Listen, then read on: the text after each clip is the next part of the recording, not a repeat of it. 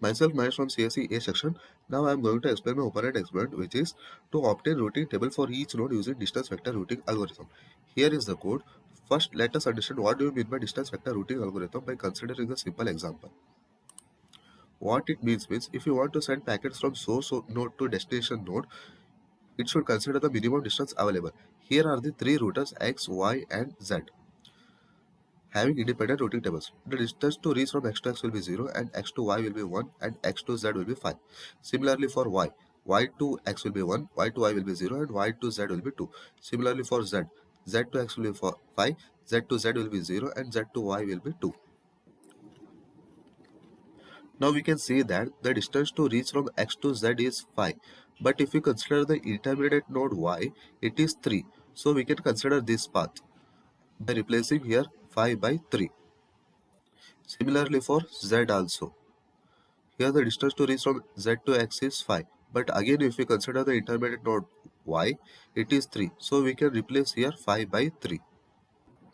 Similarly, applying this method for all the routers, we can obtain the routing table for each router as shown here. Now let us go back to the code. The code is simple. First we include the necessary header files, which is standard input and output for printf and scanf, and math.h for necessary mathematical equations, and console input output for clear screen. Now consider the main function. Here we include the necessary variables I, j, k, node vertex, source node, adjacent node, time delay, and minimum distance to reach the node, and character for source node and adjacent vertex. And now in print function, we should enter the number of vertices, total how many vertices are there. And next enter the source vertex and name, which we are consider the source vertex and its name. And the number of adjacent vertex to source, and the number of adjacent vertex to the source vertex.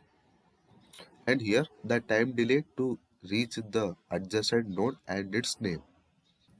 And here we have to enter the time delay to reach all nodes from the source node. And now by running this program, we will get the delay time to reach the vertex. So now after running the program, now let us look at the output.